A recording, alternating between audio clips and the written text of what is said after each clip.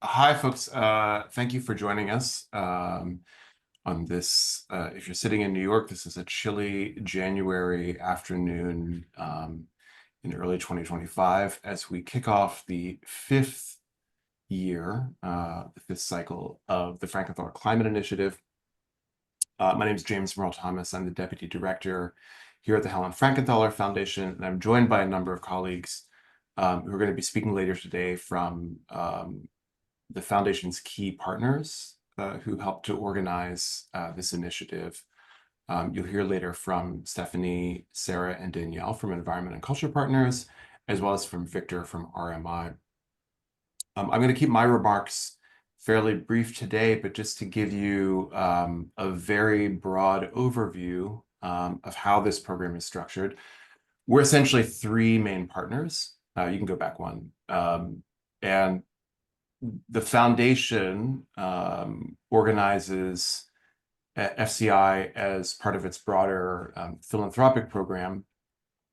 ECP, who has a number of team members, is working hand in glove with the foundation as well as with RMI to administer and advise on the program. And as some of you may already know, and as others will certainly learn today, that our team members and collaborators at ECP and RMI have really been involved from the very beginning of this program. They've been involved with the kind of conceptualization of what it does, how it works, can advise on questions about application process and reporting throughout. And they're going to be your sort of main points of entry in navigating this process, as well as using our initiative's website. Additionally, at some point, some of you may have interactions with Robert Benson, who's our manager of administration, who works closely with Elizabeth Smith and myself. Stephanie, you can advance. So I'm not going to spend very long on the bigger picture and philosophy, but I did want to flag a few things. A lot of people end up hearing about our program and not necessarily knowing who we are as a foundation or what we do besides this grant-making program. So it's a useful moment to just kind of ground everyone. The Helen Frankenthaler Foundation was established in 2013, shortly after the passing of the artist Helen Frankenthaler. And during her own lifetime, Frankenthaler was, to varying degree, engaged with some kinds of grant-making and gifting. Frankenthaler is an alumni of Bennington College, and as a practicing visual artist with many decades of work under her belt, she enjoyed residencies at places like Yaddo and Skowhegan, and so values that were really central to Helen over time became very important values to the foundation. So that has resulted in aspects of the way that we, as a foundation, have supported higher education, education in the visual arts, residency programs. And this in turn has kind of formed a lot of our core values around the mission of the foundation and what we do. And, during Helen's own lifetime, she had a very sustained engagement with the natural environment around her. Many of her works are evocative of what she herself described as, imagined or abstracted landscapes. She's someone who spent a great amount of time around the Mid-Atlantic and New England coast. So a lot of her works have, lyrical or metaphoric connections to landscape, to atmosphere, to environment. That's not in an overdetermined way, but it, I think, is important to note as a kind of spiritual precursor to what has become one of the foundation's sort of key philanthropic endeavors. So I think it's also important to note that the Climate Initiative really came out of a kind of post-2020 kind of moment. And the foundation's board, our leadership and stakeholders, were really seeing climate change, climate impact, and climate action broadly as a category of risk. We were looking at this in relationship to the pandemic, to social justice movements, to thinking about the idea that the visual arts sector is a community of individuals and institutions who face adversity, who face structural issues, and who benefit from measures of resilience and support.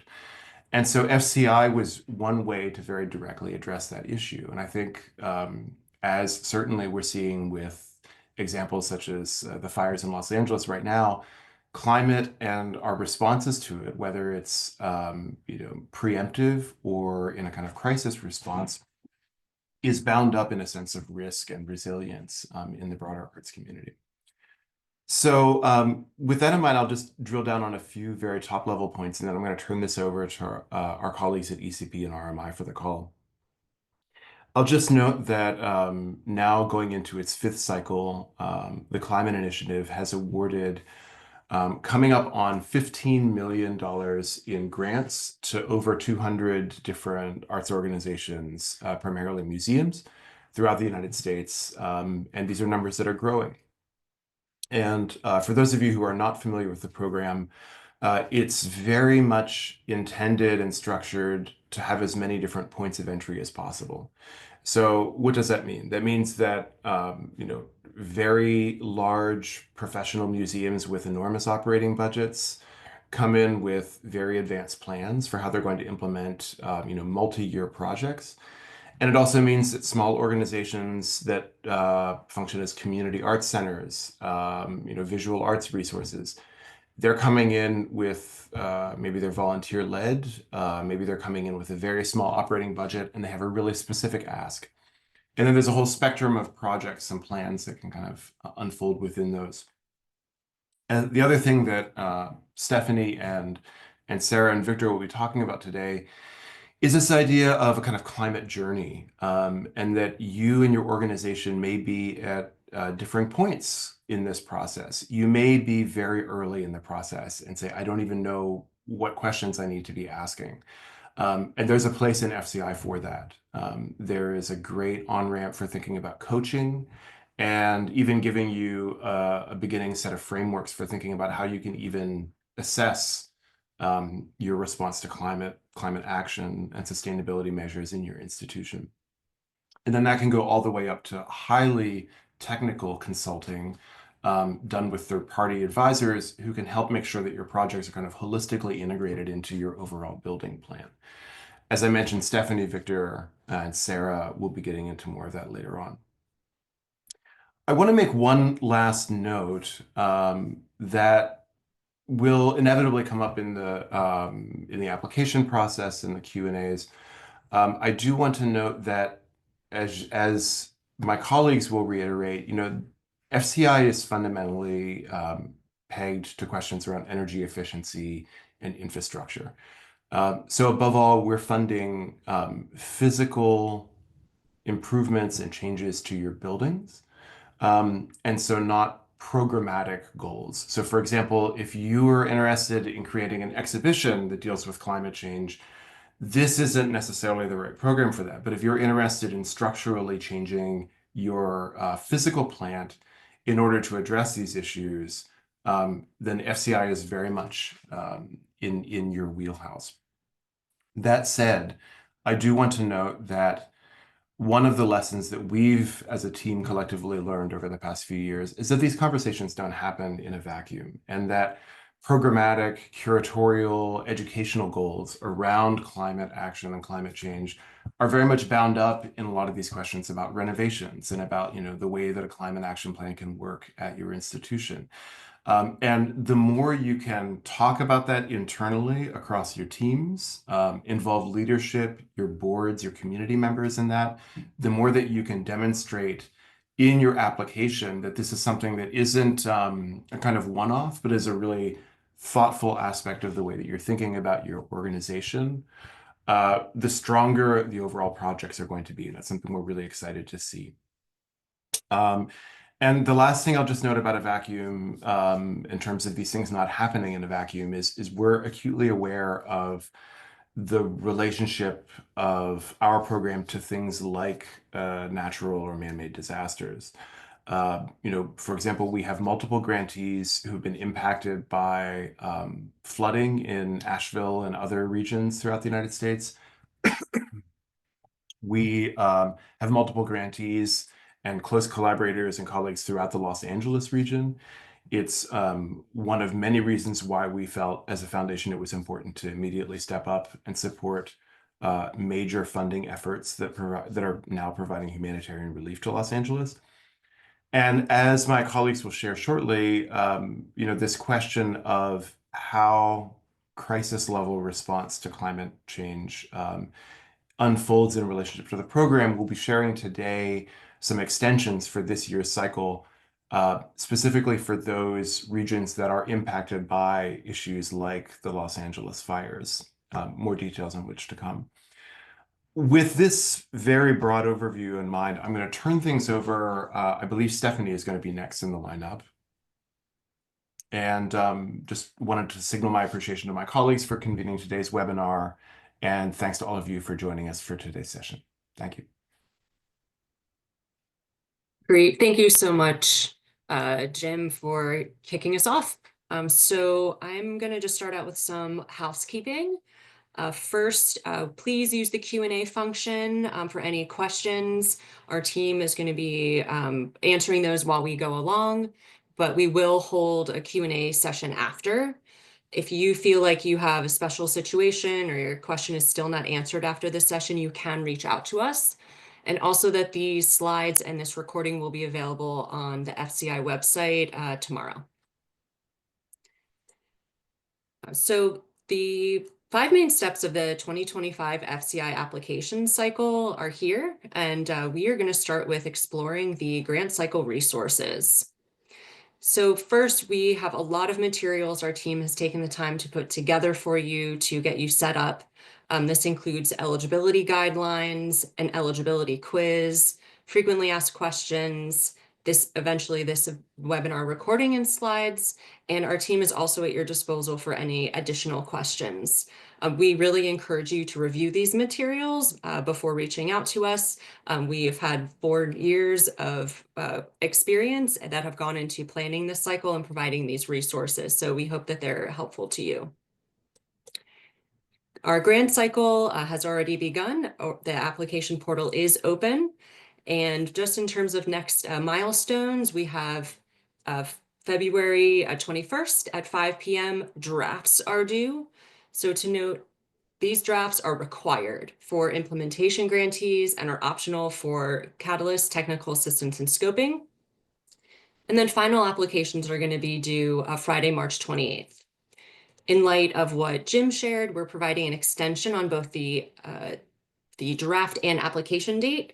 So for those impacted in LA County, the draft deadline will be Friday, March 7th, and then final applications will be due Friday, April 11th. And these dates will be posted on the website today. And if you think that you're still unable to make this time frame, we do encourage you to reach out to us. Next step is to assess your eligibility. And our main stop that we want you to begin with is the eligibility quiz. So the eligibility quiz will help you determine your organization's eligibility. And so we, again, want to acknowledge that there's a lot of different types of organizations, conglomerations of types of organizations and situations. So if you have questions, please reach out to us. Eligible previous FCI recipients have not received 3 FCI grants before. They're in good reporting standing and are in good reporting standing. And if you are going to apply, that you apply for the same project or a different grant type, or a different project with the same grant type. So an example would be going on your climate journey. So if you had scoping for a potential solar array, now you're a technical assistance or implementation, that's completely fine. The different project, same grant type is maybe you had last year an implementation grant for solar. This year it could be an installation of LEDs. Eligible new organizations are all physically located in the US or its territories. You're a nonprofit 501c3, or you have a demonstrated vetted relationship with a sponsor. You can demonstrate that visual arts are the primary focus of your organization's mission and activities, And you must be able to accurately and reliably track your energy use on a monthly basis using Energy Star Portfolio Manager to fulfill the reporting requirement. And Danielle will get into this later in this presentation.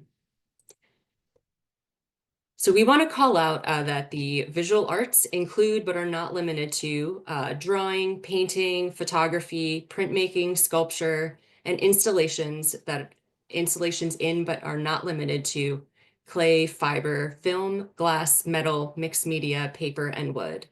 Again, if your organization does not fit into one of these but is related or is, again, perhaps a conglomerate of them, you are probably eligible, but if you have questions, please reach out to us.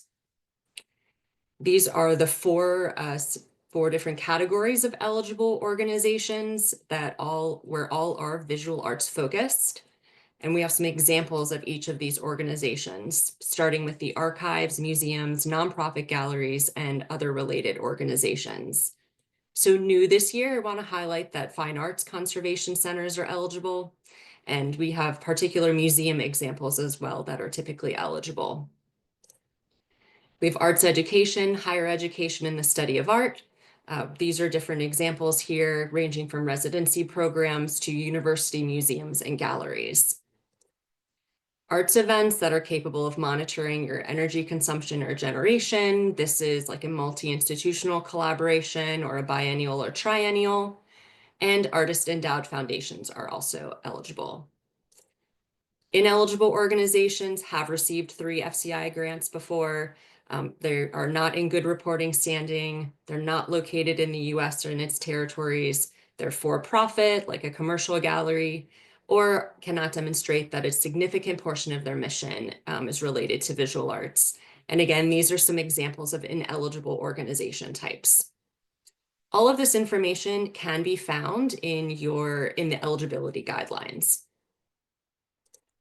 Second piece of eligibility is related to projects, which Jim alluded to. So all projects need to generate clean energy and/or increase energy efficiency. You must be able to use Energy Star Portfolio Manager. They must begin June 1st to August 31st, 2025, and have an end date that correlates with the grant type. So a note on the time frame. This means that the time frame of your project beginning this summer means that you have, begun kickoff, you have some planning that's already started to get you going on this project. We understand that sometimes your project is part of a bigger initiative, like you're building a building, and this grant is only paying for the HVAC part. Then that means that the planning or initial steps for that HVAC part need to begin this summer. Not that your entire project in building that new building will need to be built within this time frame. Ineligible projects focus on anything other than energy. So landscape, water, waste, materials, transportation, and also, as Jim said, any sort of programming. We're going to review next the 4 grant categories. So we have Catalyst, Scoping, Technical Assistance, and Implementation. And new this year for Catalyst is that these are only available to organizations with annual operating budgets equal to or less than $500,000. Catalyst grants award up to $15,000 to complete a standalone limited component project. So this could be an initial energy efficiency activity. And these projects are meant to be shovel ready, so you don't need any more planning or assessments, which is why these projects need to be completed by December 31st of this year. These projects do not require to have matching funds. A draft is not required, but it is encouraged. And we do have some examples here of what Catalyst projects could be. For more ideas, we definitely suggest that you explore the 2024 Catalyst awardees. For scoping grants, this is your next step on the climate journey. So scoping grants are for institutions who are beginning to think about reducing your emissions footprint and/or reliance on fossil fuels. So this will help you understand how to save energy and/or your clean energy options. So this is typically a first step of energy assessment, like an ASHRAE level 1 or 2, or this could be life cycle analysis, mechanical equipment, and upgrades. So these projects are awarded up to $25,000. There's no match required, and these projects must be completed by December 31st, 2026. Again, drafts are not required, but they are encouraged. You can find examples of the 2024 scoping awardees on the website. For technical assistance, this is your next step. So these are projects that have finished your initial assessment, but you need financial support for an identified efficiency project. So say your initial assessment in scoping provides 5 recommendations for you to take as next steps. This would be taking that first recommendation and digging into it. So this might be a design for specification, a connection to an energy service company, basically for a more complex study, like specifically a geothermal feasibility study, a master equipment plan, or something, an assessment for your windows. So these projects award up to $50,000, again, without a financial match being required. Drafts are optional and encouraged. And these projects also have to be completed by December 31st, 2026. You can find examples of technical assistance projects on our website. Finally, we have implementation grants, and implementation grants let you get started. So these are ideal for organization-wide buy-in projects. These are part of capital campaigns and projects. We are going to prioritize this year projects that move off of fossil fuels as well. These are highly competitive. We do require the most amount of information in this application. And new this year is that we have 1 round of the application, where in past years we've had 2. However, we are requiring a draft. And the draft, again, and this is for all drafts that are going to be submitted, are for us to review your initial thoughts on your project, what you're thinking, your timeline, the technical details, any information you're able to share, so that we can provide feedback so that you can have the most competitive and strong application as possible. Examples of these projects are the installation or replacement of different mechanical systems, or things like solar panels or BAS/BMS systems. These awards are up to $100,000, and financial matches are not required, but we do encourage that there's funding coming from other sources for some of these projects, since they'll probably be larger in size. We have some great implementation projects highlighted on our website under 2024 implementation. So your next step is to register to apply. So we talked about taking the eligibility quiz, which is on the website, the FCI website, but your next step would be to apply. And this is encouraged if the eligibility quiz gives you a link to then apply because you have passed the eligibility quiz. So you can navigate to the Frankenthaler Climate Initiative.org How to Apply page and click the application portal button. On the page, there will be directions for new to FCI applicants and previous grantees. So new applicants need to register, meaning that you need to provide an organization and point of contact profile for us. So you'll be given a quick eligibility assessment, which basically confirms that you have reviewed all of the materials we've provided. If you answer unfavorably, you will not be able to continue.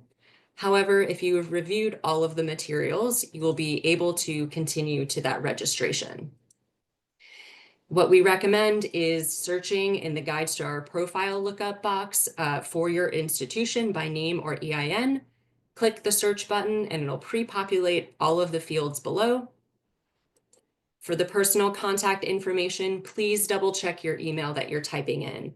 This is the email to which your login credentials, if validated, will be sent. So please double check this. Once submitted, you'll receive a confirmation screen. We recommend adding the email address in green to your email address or to your address book on your email. This is so it doesn't go to spam, though we do know sometimes it is caught in spam. Our team is working really quickly to review your registrations. If validated, we're trying to send out those login instructions within 2 business days. But if you haven't heard from us within 3 business days, please reach out. It's possible that your email and login materials got stuck in spam or somewhere in the ether of the internet. So next, you're able to complete your draft and your application. And so you'll navigate back to the grant portal where you previously registered and log in using your credentials. This is your grantee portal homepage. To access the application, you'll click Apply for Funding, and this will take you to where the application links are. So there's an application link for implementation, scoping or technical assistance, and Catalyst.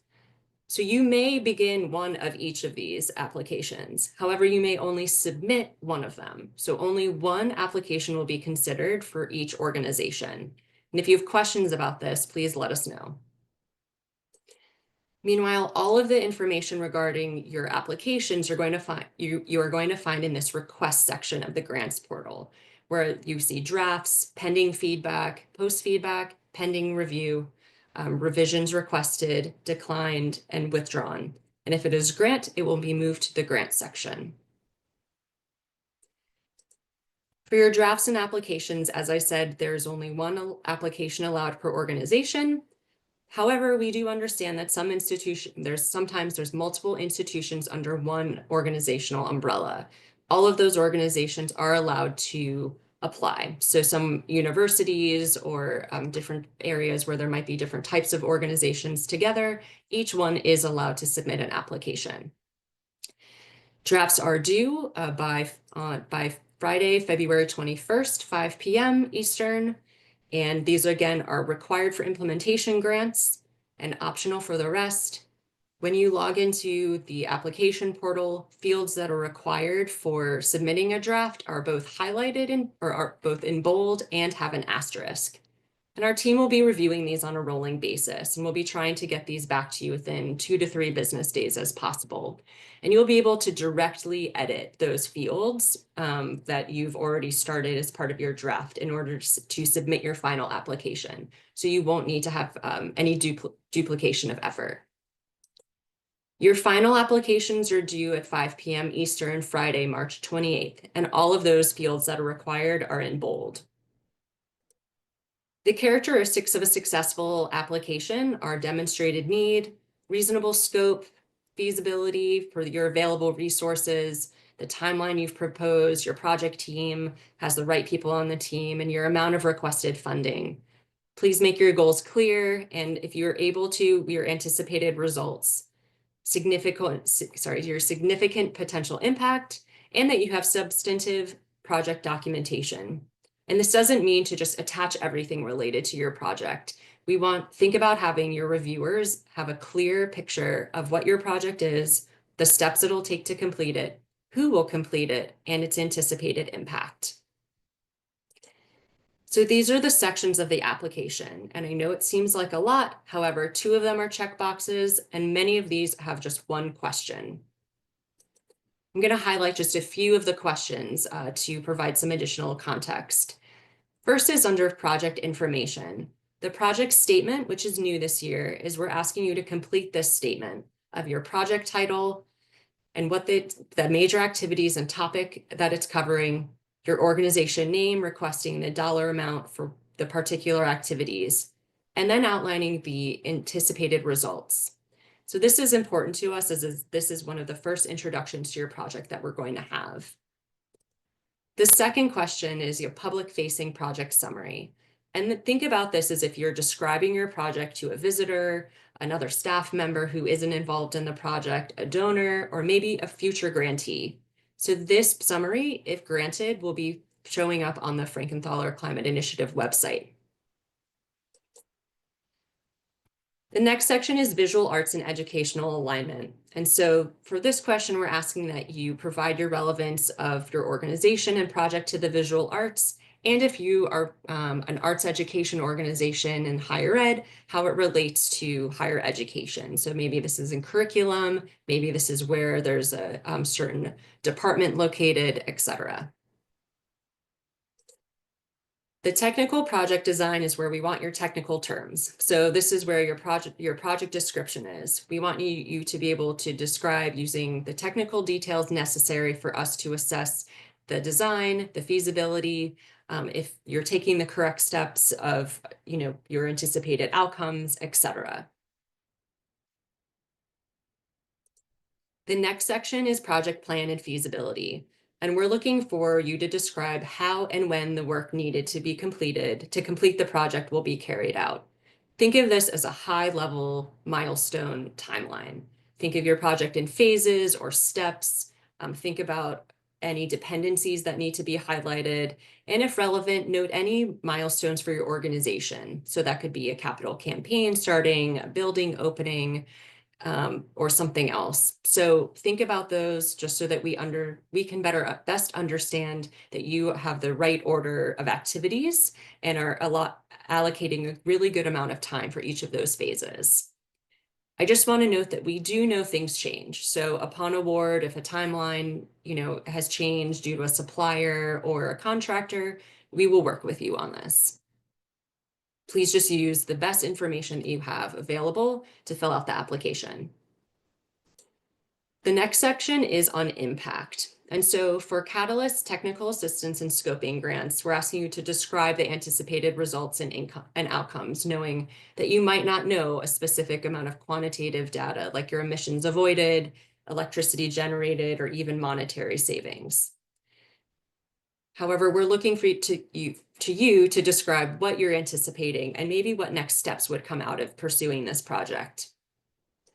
For implementation grantees, we have a form for you to fill out. And this form is in conjunction to be used with the Energy Star Portfolio Manager Progress and Goals Report, reflecting your calendar year 2024 energy usage. So this form is meant to reflect your baseline data, which is from calendar year 2024, and then the values that you're projecting post-project. So the top section focuses on energy and emissions. And these values for the green cells are going to be taken directly from your Energy Star Portfolio Manager report. The post-project values are those that are estimated, and you might not have them for every single one of these categories. But at the very least, we hope that you're able to explain any amount of projected monetary savings, emission savings, or energy savings. The second is related to your type of energy, and this is, an example of that chart filled in.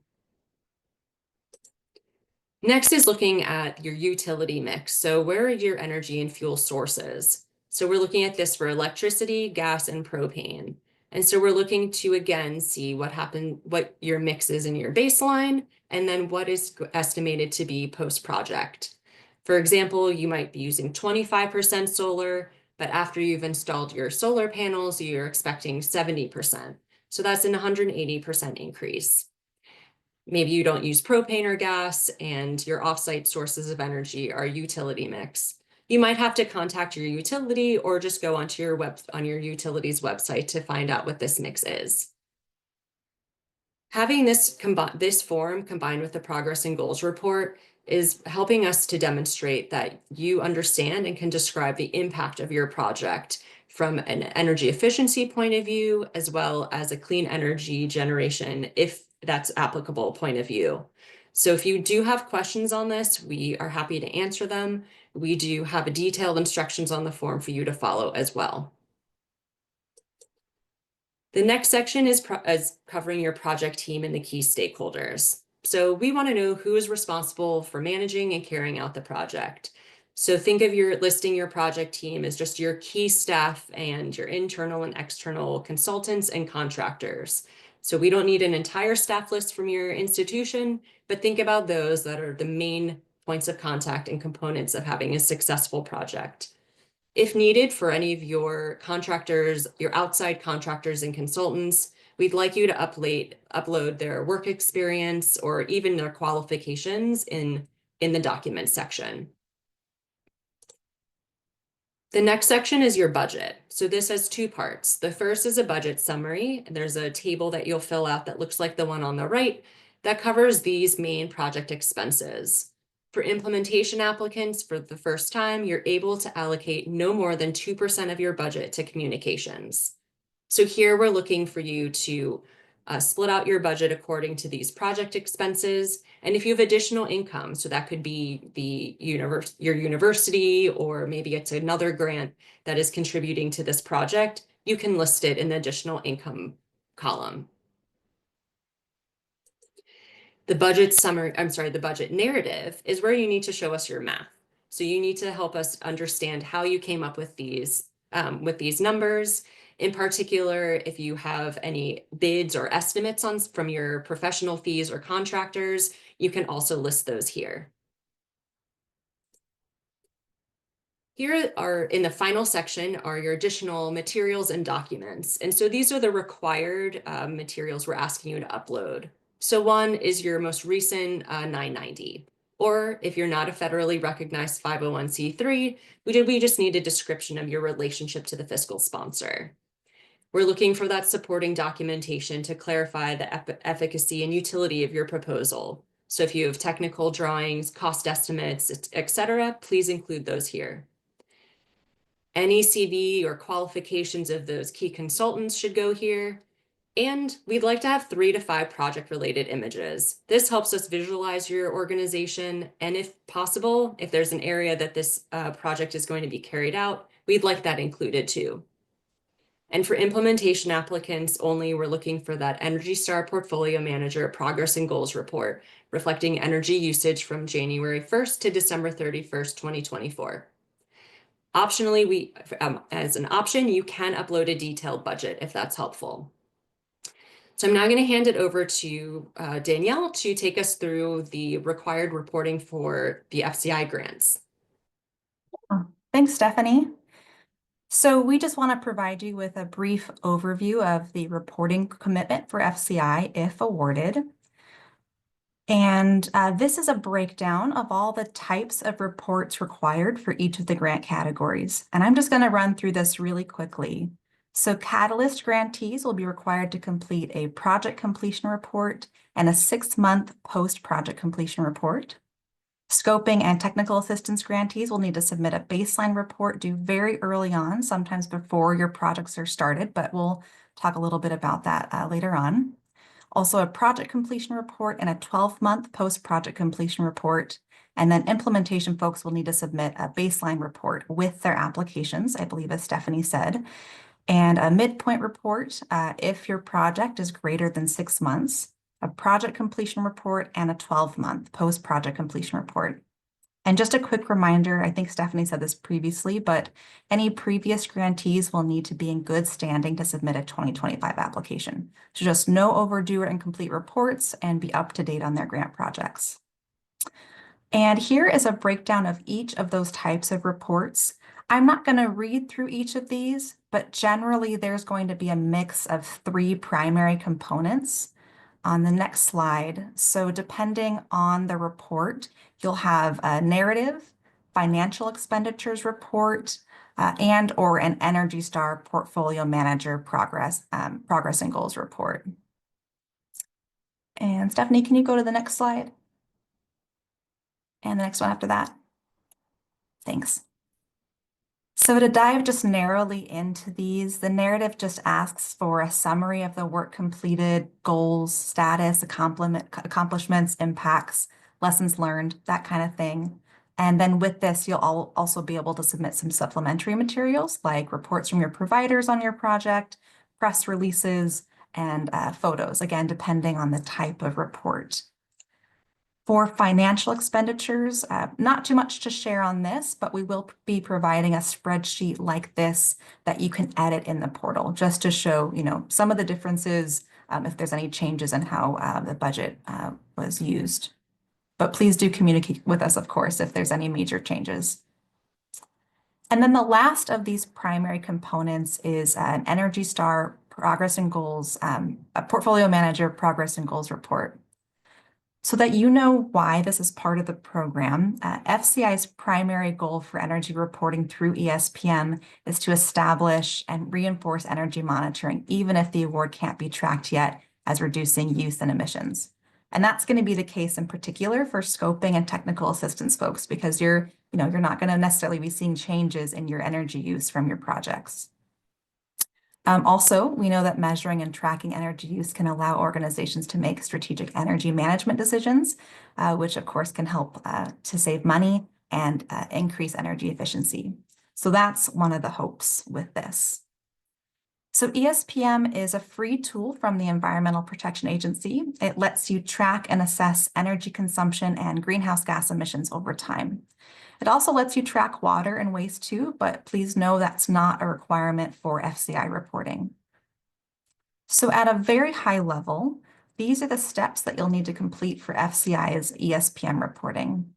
And I just really want to call out this second one on collecting property and energy data, especially for implementation folks that are going to be submitting their baseline reports with their applications. So energy data, just to clarify, are really energy bills.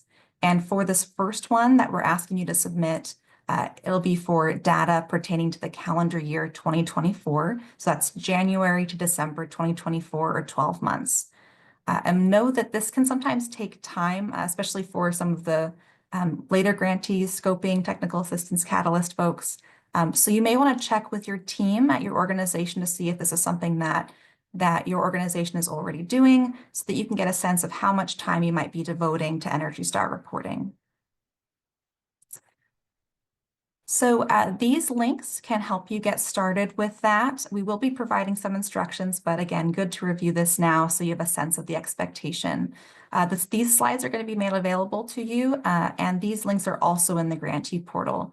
I will go ahead and put them in the chat as well, and I'll hand it back to Stephanie. Great. Thank you so much, Danielle. And so we're going to just wrap up and open it up to Q&A, but I just wanted to remind everyone of these grant cycle resources, all of which are linked on the Frankenthaler Climate Initiative.org webpage. This is our timeline, and again, here are the amendments for the organizations located in LA County. And we're going to hand it over to Q&A. So I would ask if our full team can come off camera, please. We are going to actually start with some of the questions in the Q&A itself to answer out loud. Hold on one second. Let me just navigate to them. Okay, so Jim, this is for you. Do we have plans to continue offering the FCI program for the next several years? As this would be helpful to know as we plan and decide which category to apply for. The short answer is yes. I mean, I would say that at present, the foundation is very seriously committed to the idea of extending the FCI program. As this year unfolds, we'll be assessing that more. I will say, related to some topics that were raised in the conversation thus far by both Stephanie and Danielle, we're really looking closely at some of these things like Energy Star reporting. It's a moment when we want to make sure that the longevity of the program can address this bigger technical question about how the museum sector is broadly creating a kind of energy footprint overall. If you have very specific questions about that application process and some of your sort of longer term strategies, I'd encourage you to reach out to FCI. But the short answer for now, I'd say, is yes. Great, thank you. All right, so the next question, Sarah or Victor, this is kind of an order of operations. So if we're applying for implementation to install solar panels and a new roof is required prior to installation, can we include those roofing costs in FCI's part of the budget?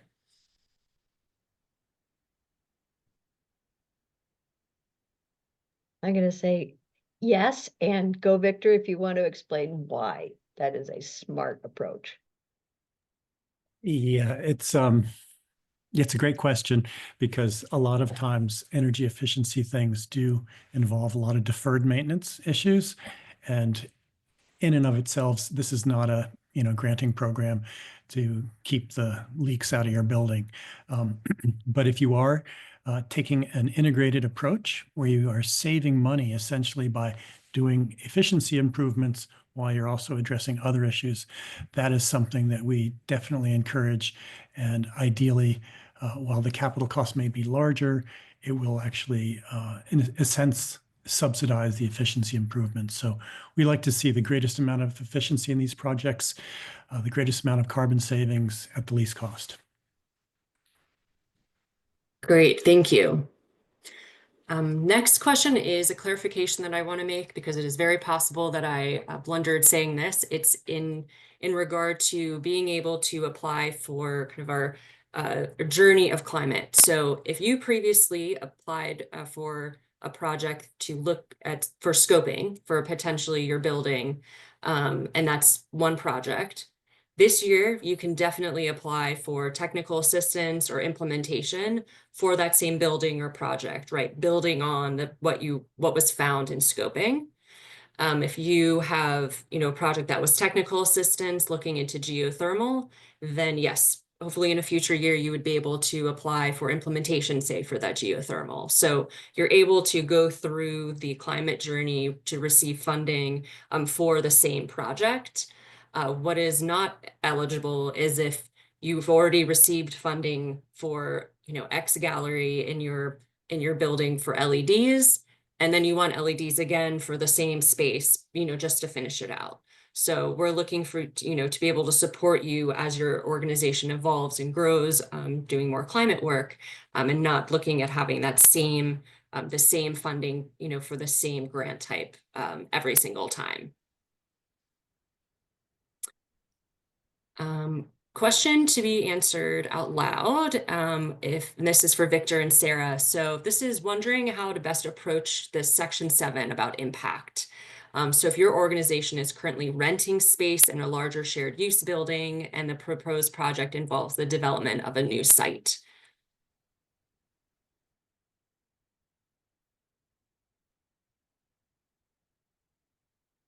So does that, if I say it back to you, you are in a shared use space, you're building something new. So I think that no baseline is what I'm hearing. That's what it sounds like. So no baseline. So, one thing you can do there is you can use a sort of recognized energy profile for the kind of building that you're using. So you could say that this type of building might typically use, I don't know, have an energy use intensity of 50 kBtu per square foot. And that could be, it's fairly standard. Then you could say that our building will be anticipated to be X percentage better than that. So you could, I think even in Energy Star portfolio, there may be some reference materials there so you can look at what comparables might be for a baseline. What do you think about that, Sarah? Yes, what I was telling myself. Thanks. Okay. And related, could you both speak to if your organization, like you might not be able to have the data for just your building, right? We know some universities, it's for the entire site and it isn't just for your building. So what could we do in that instance?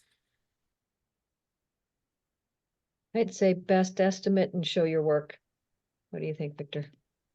Yeah, I mean, I think, we're not trying to be, super critical of these things. What we want to do is see things that are reasonable and that, pass a kind of a test of being just, understandable and show that you actually are making a difference. So the more accurate you can be, the better.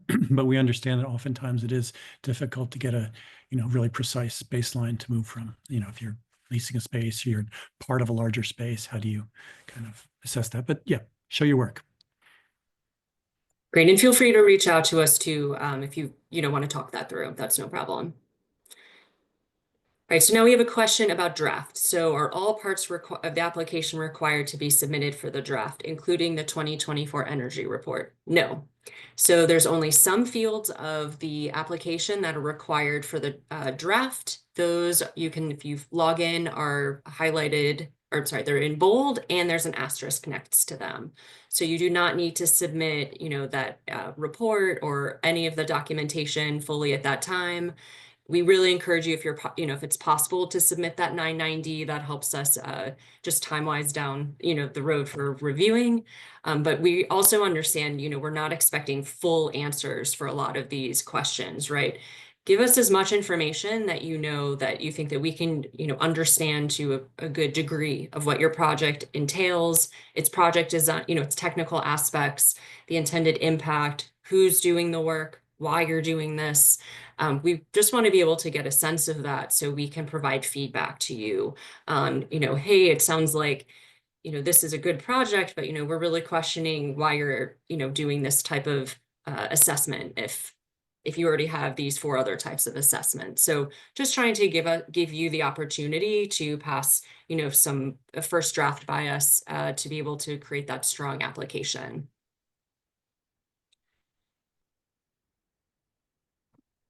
So organizations that lease your building from the city, you are eligible to apply. Yes, that's no problem. Sarah and Victor, any notes on that? Okay.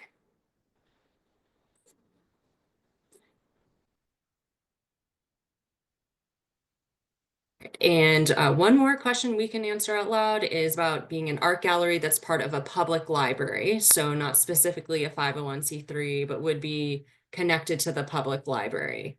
I think we will need some more information on that just to understand how like the city and the building, the ownership piece. So why don't you email us? And again, anyone, please email the info@frankenthalerclimateinitiative.org email box if you have a particular question like this specific to your institution. So I know we have about 6 minutes left. We would, like to continue answering any questions. Please, submit them in the Q&A, or if we have anything in the chat as well, we're also happy to answer those. But that is all of the material we have prepared for you today. We will have the recording and slides up on the website tomorrow, as well as the new dates of extending the deadlines for LA County. If another possibly a disaster does occur between now and then, we will also have an amended timeline for anything that occurs as well. So please know that we are tracking what's going on in real time and would like to not make this application process a burden in general, but especially for affected areas. Stephanie, I noticed there's an additional question in the chat. Yes, so language around indirect costs for universities and fiscal sponsors. We take that we can waive that requirement. So we do have on our website and in the eligibility guidelines what are eligible and ineligible expenses. Indirect costs and overhead administrative fees are not covered by FCI grants. This is literally for the work and the purchase of the project. We want all the funds to go there. So if you need something more than what is in those eligibility guidelines, which is, I'd say that packet, that eligibility guidelines plus the sample application, please reach out to us. We don't want to stand in the way of some of the red tape for your organization.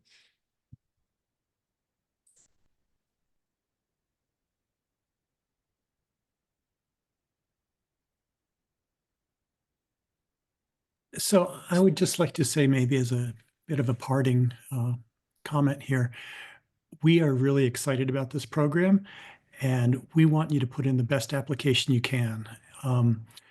That means for me as a reviewer, I want to see it be clear. Don't send us things that are irrelevant. Don't write it clearly. Convince us that it's a good project and show us the impact.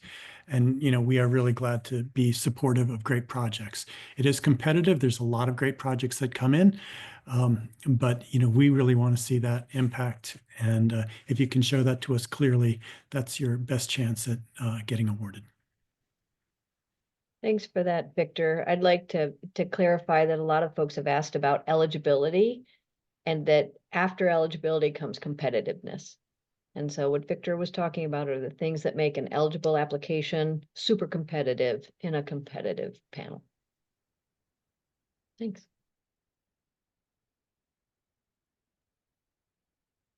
Okay, well, without any questions, I think we're going to end the webinar. Thank you, everyone, for taking the time to be here. Please review the materials, reach out if you still have questions after digesting it. We know we threw a lot of information at you. We hope it was informative. And just to echo Victor, we are so excited about this cycle. We really are looking forward to continuations of projects we've seen before, new applicants and projects as well. So looking to really spread the impact of this pivotal funding program. So take care and please reach out to us if you have any questions. Thank you. Thanks, Stephanie. Thanks, everyone.